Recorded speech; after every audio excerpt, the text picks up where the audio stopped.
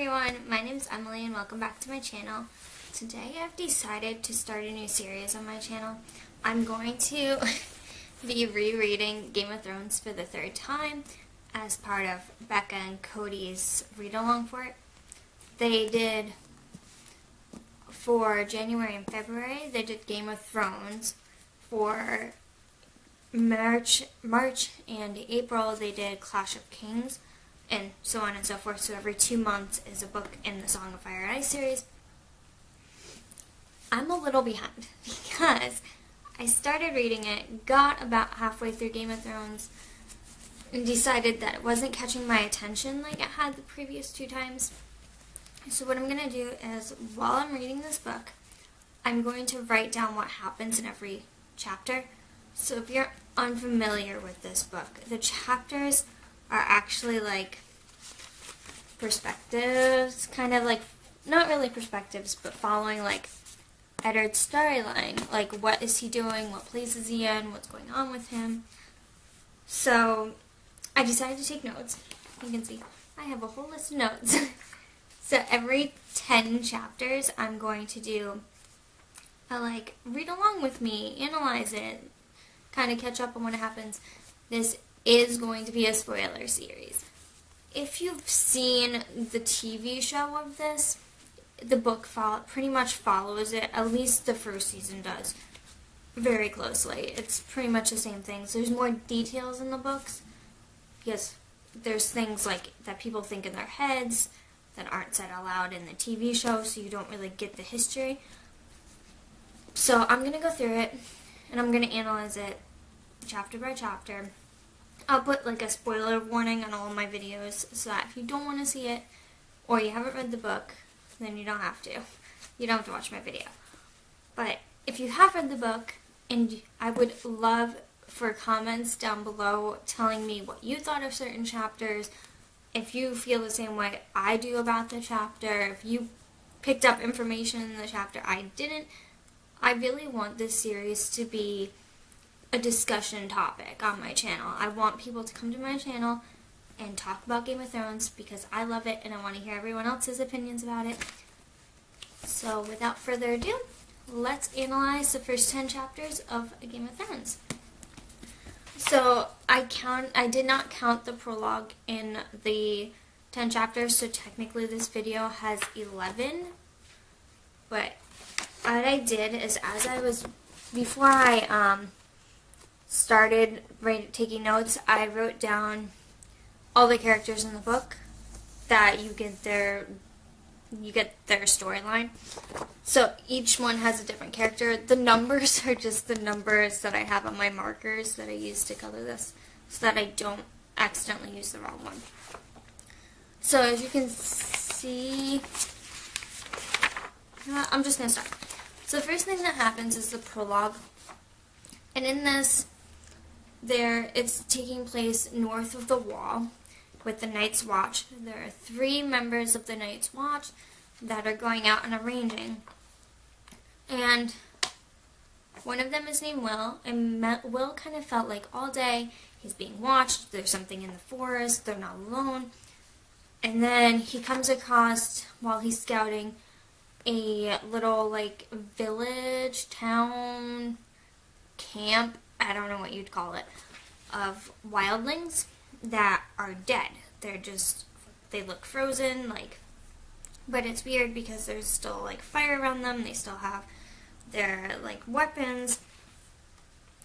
So it's mentioned that the wall is weeping, which means that the wall is like melting, it's oozing liquid, which means it's not cold enough yet for people to freeze to death north of the wall if they have a fire source. The wildlings had a fire source, they had shelter, so the rangers are like, what could this possibly be? So as they're walking, like, Will came back to the other 2 Night's Watch brothers and says, I found this camp, what's going on? As they're walking back to it, Jared, another member, says, there's something wrong here. Like, he gets the same feeling that, like, there's something wrong, they're being watched, they're not alone in the forest. So when they get to the camp, all the wildlings that Will said he saw are gone. There's no trace of them. There's some, like, their axes are still there and their fire and camp is still there, but the physical bodies of all these wildlings have disappeared. So, Will decides he's going to climb a tree and look and see if he can see any fires in the distance or anything, like, moving. But when he's climbing it, he can see the others, also known in the TV series and in the book as well later on, the White Walkers. They have two different names. The same thing, two different names. He sees these others moving through the forest. He sees them coming, and he just, like, clamps up with anxiety, and, like, he can't, and with fear, and he can't get out the fact to warn the others that they're here, like, the others are here, they're real, and they're coming for them. So, the ranger that's on the ground, as Will is up in the tree, he finally sees one of the others, he approaches them, they get in this fight with their swords, and the other sword actually shatters Sir Wagmore Royce's sword that's made out of steel. So the others is not made out of steel.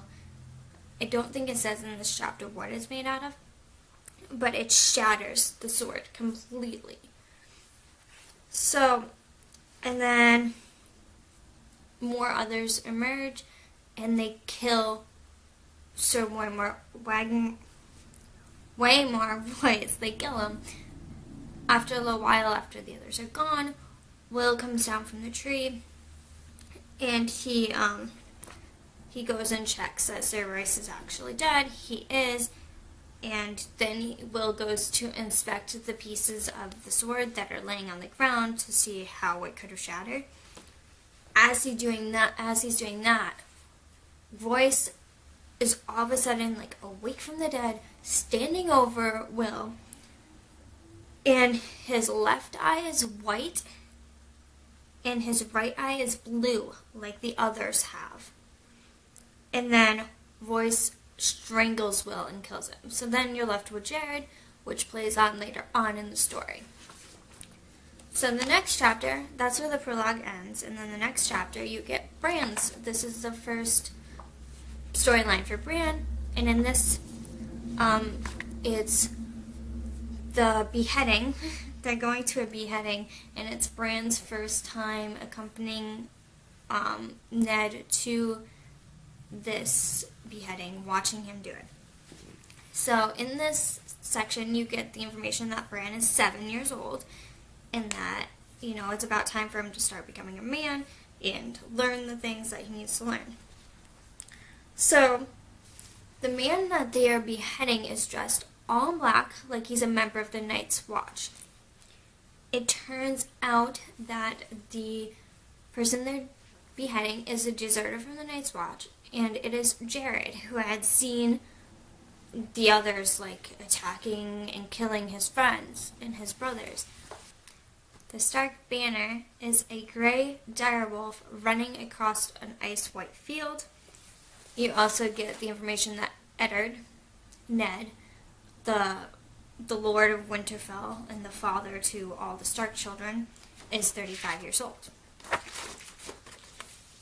And then you get that the longsword at Winterfell is called Ice. It's made of Valyrian steel, spell forged and made with dark smoke.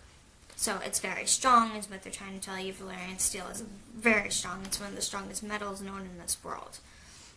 You get the information that Jorah Cassel is the captain of the household guard. And at the beheading, Jon tells Bran, "Do not look away. Father will know." So Jon is telling him, like, if you look away, you're going to be punished. Dad's going to think you're not man enough. Like, you can't look away or you'll never be able to come again. So, as the beheading happens, the head rolls to Theon Greyjoy's feet, who is the ward of the Starks. There was a rebellion that his father did, and they are now warding him. Theon Greyjoy grew up with the Starks. So Theon Greyjoy kicks the head, and that's disrespectful, and Jon comments on it about how, like, that's disgusting, and, like, why would you do that? You also get the information that Jon and Robb are both 14. So Jon is the bastard Stark child, so his last name is Snow. Robb is the trueborn, so they were born in the same year. They're the same age, and that plays on later on in the story of what happened, why are they the same age. So, being close in age, Jon and Robb decide to race their horses back to Winterfell and, like, have a fun kind of game with it. So they run off, and then it leaves Ned and Bran together, and Ned tells Bran that the man they beheaded was a deserter from the Night's Watch, and he was an oathbreaker, and that's why Ned had to behead him. So after that scene, Jon rides back to Ned and Bran and tells them they need to come quick, that Robb's found something. When they arrive back to Robb, it's a direwolf mother is found dead in the snow, but the pups are still alive. And Jon tells Bran that there are 5 pups, one for each of the Stark children. So there's 3 male puppies and 2 female. That works out because Jon didn't include himself. So you have Robb, Sansa, Arya, Bran, and Rickon are the 5 trueborn Stark children. Jon is a bastard, so he didn't include himself in that when he said that the pups are meant for the Starks. And as they're riding away, Jon hears another wolf pup, like farther off on the distance. So there is actually 6 of them. So Jon also gets a direwolf, but his direwolf is white with red eyes, so his wolf is an albino, whereas the other ones are gray and black and look like direwolves, whereas Jon's is white and the odd one out, basically. After that, you come to the second chapter, which is Catelyn's point of view, and it's her first one in the story. So you learn here that she was born in Riverrun on the Red Fork of the Trident. And whenever Eddard did the beheading, he would go to the God's Wood after the beheading to, like, cleanse himself and, like, get his feelings out, basically. Instead of being back at the castle with everyone around him, he would go off and be by himself. So Catelyn is, like, kind of weird in the Godswood because the Godswood are not her gods. She was born in the faith of the 7, which is the southern gods. Winterfell still worships the old gods, so they don't believe in the 7. They have the Godswoods, which were, children of the forest and the first men. That's who they worship. So you learn here also that the Stark words are winter is coming, which plays a huge important thing in the whole entire series. Eddard tells Catelyn that the others have been dead for 8,000 years, and they're not coming back. And then the reason Catelyn had come to seek Eddard out in the Godswood is to tell him that Jon Arryn is dead. Eddard and Robert Baratheon, who's the king, were wards of Jon Arryn when they were children. So he considers Jon Arryn like a second father to him, and this news is very upsetting to him. But Jon Arryn had married Catelyn's sister, Lysa. So they learn that Jon Arryn's death was very quick, and then you also learn that Jon Arryn is the Lord of the Eyrie, which is a place in the east.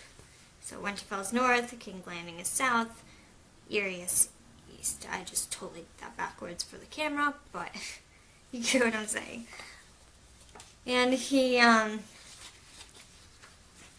the message that was sent says that Catelyn's sister Liza and her son have returned to the Eyrie for reasons that are not disclosed yet, but that's where they've gone. They're now no longer in King's Landing, they've gone home. Eddard tells Catelyn that she has to take the kids and go see her sister, that a grieving widow needs children, and Liza would love to see Catelyn, and, the kids can play, and they'll get to see their aunt, and it'll be really nice. But Catelyn says, I can't, because the king is coming to visit Winterfell, which was also included in the same message, that the king is coming, to prepare yourself. So, you learn here that Eddard is not a fan of the Lannisters, which Robert had married Cersei Lannister. She is the queen. And the reason Eddard doesn't like the Lannisters is because the Lord Lannister came late to the war with the Targaryens, basically came when it was over and just said, yes, I won the battle, the crown is yours, but he didn't really help. It was the very last battle that he helped in. So the Lannisters are the lords of Casterly Rock, which is in the west. And then you also learn here that Prince Tommen is 7, the same age as Bran. Then chapter 3 is Daenerys, who is my favorite character. So you learn here that Daenerys is 13, and that she is suspicious of Magister Illyrio, I don't know how to pronounce that name, because he keeps giving them gifts, and gifts always come at a price. So she's like, what is going to be my price to pay for all of this? You learn that there are 9 free cities, which is across the sea from the 7 kingdoms. Viserys asks Viserys is Dany's older brother, you don't want to wake the dragon, do you? So he always calls himself the dragon. He thinks he is a dragon because Targaryens are known for their dragons. They're always said to have the blood of the dragon. So Viserys is like, I'm a dragon. Do you want to mess with me? And then you learn that when Viserys was 8 is when they fled King's Landing, which is when the war was taking place between the Targaryens and the Baratheons, and the Baratheons were taking over. And Dany was a fetus. Their mom didn't even know she was pregnant yet. So Dany was born on Dragonstone, which was where the Targaryens, home was, other than King's Landing. King's Landing is their real home, but Dragonstone is kind of where they are lords of, I guess, is the way to explain it. So she was born on Dragonstone 9 months after they had fled King's Landing. And their mom, while giving birth to Dany, had died. So that leaves just Viserys and Dany. They're by themselves now. So Dany always assumed that she would marry Viserys because Targaryens always married brother to sister to keep the line pure. But her brother is selling her off to Khal Drogo in order to ruin himself a crown. And then in this chapter you also meet Ser Jorah Mormont, who is a knight from the 7 Kingdoms who fled because he sold people who were supposed to go to Castle Black to the Night's Watch. He sold them to Tyrashi slavers instead so he could get money for it. So that's a crime in the 7 Kingdoms, and he had to flee. So now he's across the Narrow Sea and in the Free Cities. And you also learn here that when Dothraki are defeated in combat, that they cut off their braids as a sign of dishonor because they shouldn't be beat, basically. Chapter 4 is Eddard, and you learn that the Baratheon banner is a crowned stag, that Ned had not seen the king since Balon Greyjoy's rebellion, which was 9 years ago, and that is also when Ned took Theon Greyjoy to be his ward. Balon Greyjoy is Theon's dad. So as soon as the king arrives, he says to Ned, I need to see the Winterfell crypt because Lyanna is buried in the crypt, who Robert truly loved and wanted to marry her, and there were circumstances where he couldn't because she died. So you learn here that Brandon Stark, who is Ned's brother, not Bran, but Brandon, died at the age of 20 because he was strangled by the orders of the Mad King, Aerys Targaryen, which was... Aerys Targaryen was the king before Robert, is the one they overthrew. But anyway, Brandon died a few days before he was supposed to marry Catelyn, so in Brandon's place, Ned married her. Which is kind of the custom in this world, where if your older brother dies before he is married, you are supposed to marry his fiancée. Even though I'm pretty sure that's not what's called in there, but you marry them out of respect and to keep the peace, basically. You learn here that Lyanna died at the age of 16 during the war. And then, to get back for killing Lyanna, Robert kills Rhaegar Targaryen, which is who killed Lyanna. Robert wanted Jon Arryn's son to be fostered with Tywin Lannister, but Lysa, who is Catelyn's sister and Robert's mom, took him back to the Eyrie, which we already knew, but you learn here that Robert's very upset about it, that he feels like a son needs to be raised by a man, that a woman can't do it, and that horrible things are going to happen to Robert, the son of Jon Arryn.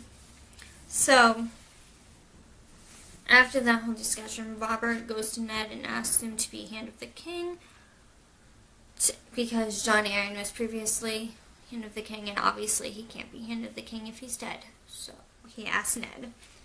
And then Robert also offers to have Joffrey, who is his son, marry Sansa, who is Ned's daughter, to bring their houses together, like Robert should have married Lyanna to bring the Starks and Baratheons together. You also learn here that Sansa is 11. Then you go into Jon's point of view for Chapter 5. You learn that the Lannister banner is a lion. Jon did not sit with his brothers and sisters at the Great Hall at the welcoming feast because it's not right to have a bastard sit with the king and queen. So he sits below on the common people benches. You learn that Princess Myrcella is 8 and Prince Joffrey is 12, and then previously learned that Prince Tommen is 7. And all 3 of them have blonde hair. This is important. Keep in mind that Robert has brown hair. He has dark features, whereas the Lannister side has very blonde hair, green eyes, very light features. Jaime Lannister, who is brother to Cersei Lannister, the queen, is called the Kingslayer behind his back because he is the one that actually killed Mad King Aerys, and it's a problem because he is a member of the Knight's Guard, the King's Guard. So he basically was sworn to protect this king, and he went and killed him. So you learn that Jon has decided to call his direwolf Ghost, which makes sense. He doesn't make any noise when he walks, and he's white, so he names him Ghost. You learn that Tyrion Lannister has 1 green eye and 1 black eye, and that he is the imp of the family. And then Jon asks his Uncle Ben if he can go back to the Night's Watch with him when he returns, and Jon wants to join the Black. and Uncle Ben's like, you're only 14, are you sure you want to do this? And John says, yes, I do. I want to be a member of the Night's Watch. And then you go into chapter 6, which is Catelyn's second story. You learn here that Rickon is free, that Maester Luwin was left a message in a wooden box, and there was a lens in the box, and then there was also a false bottom that had a secret message in it. And that message was for Catelyn. And the message was from Liza. And as soon as Catelyn opened the letter, she threw it in the fire and burned it, so no one else can see it. And the letter said that Jon Arryn was murdered by Cersei Lannister, which is why Liza took the precautions to put it in a wooden box and put a false bottom in it so that no one would suspect what it was. So after getting this news, Ned decides he has to go south and be King of the Hand, and Catelyn will stay with Rickon and Robb in Winterfell, and Arya, Bronn, and Sansa will go south with Ned. Catelyn tells Ned to keep Bran off the walls because he loves to climb, in which plays an important role later on in the story. And then Ned decides to let Jon go with his Uncle Ben to the Night's Watch because it's where he's going to be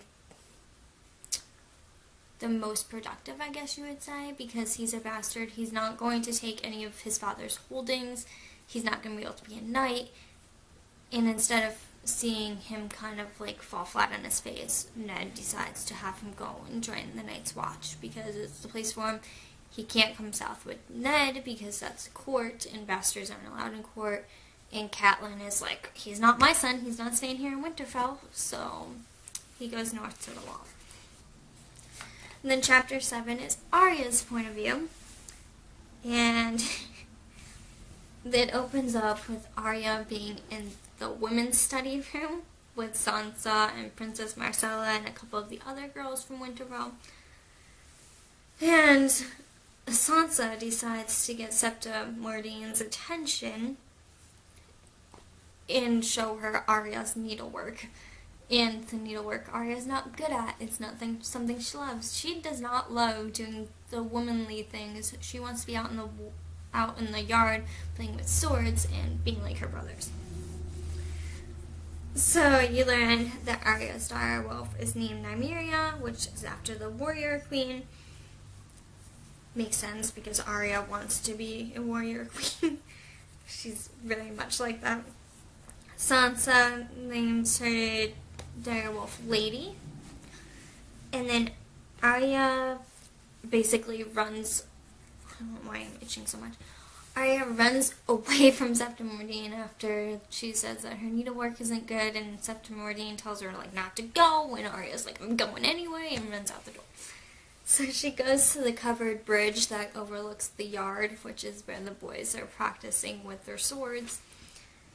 And Jon is also watching from the bridge because bastards aren't allowed to desert the princes. So if Prince Joffrey got like a bruise, it would be a lot of trouble for Jon.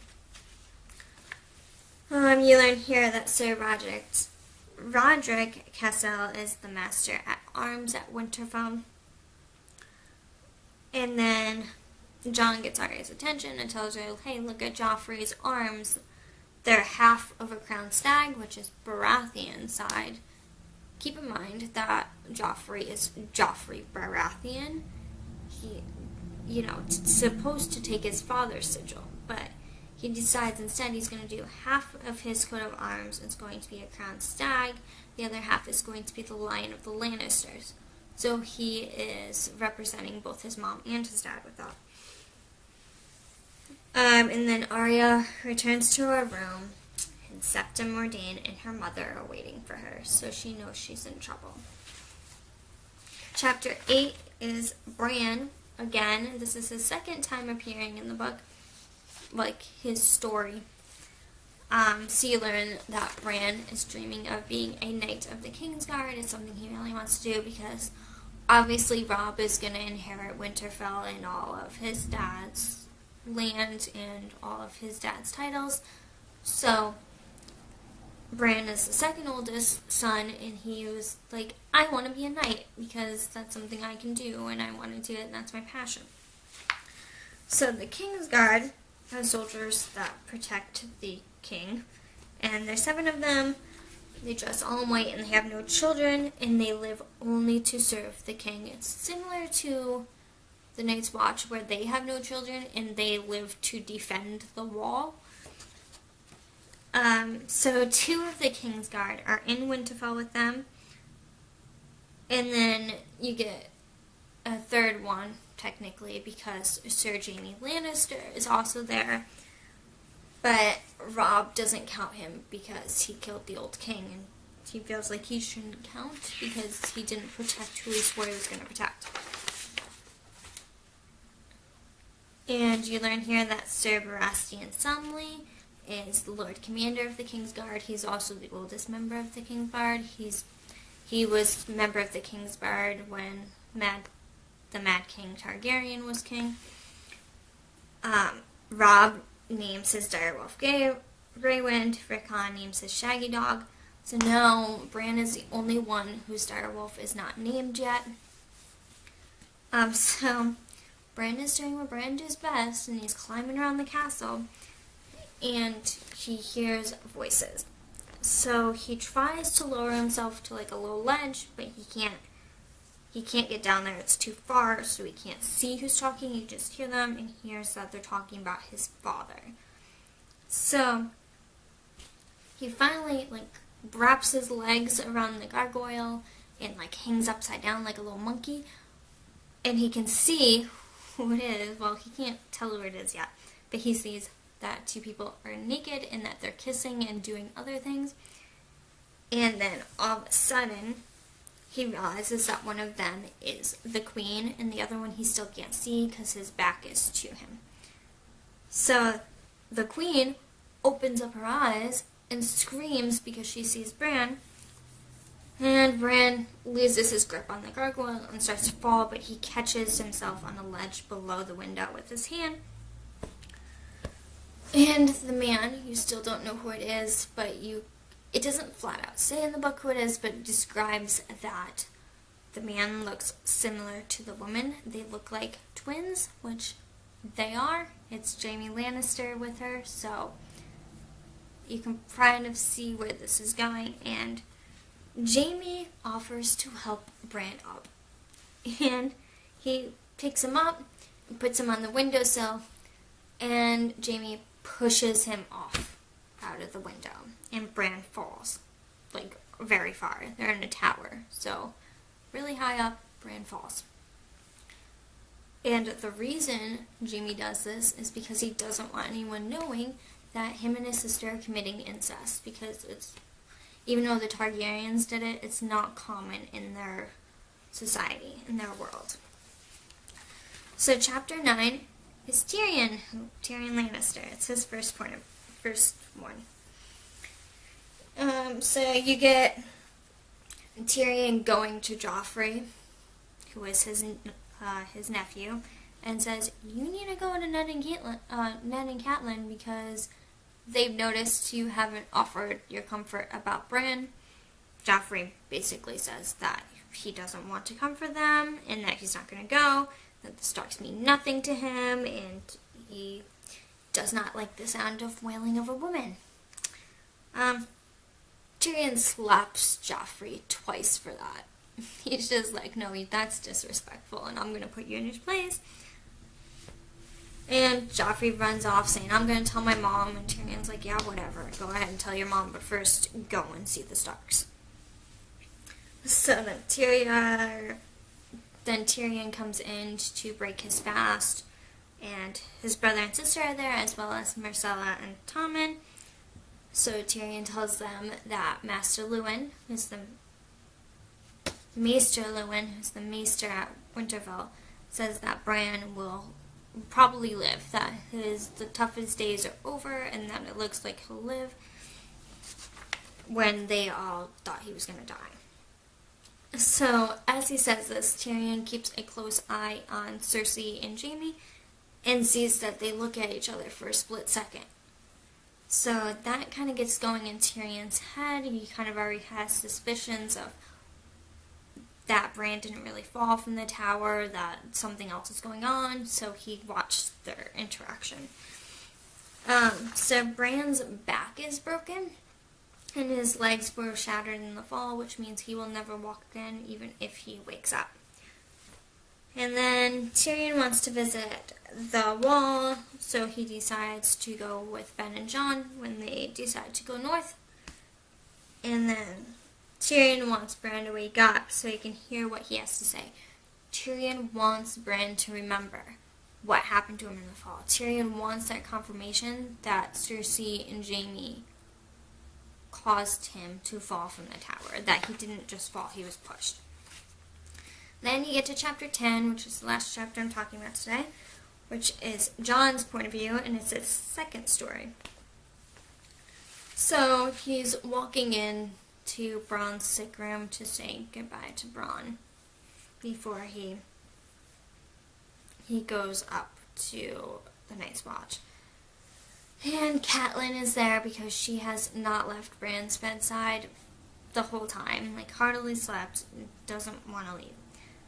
And Bran is so skinny, and his skin is like stretched over his bones because he's being kept alive with like liquid nutrition basically, which is not the same as we have now.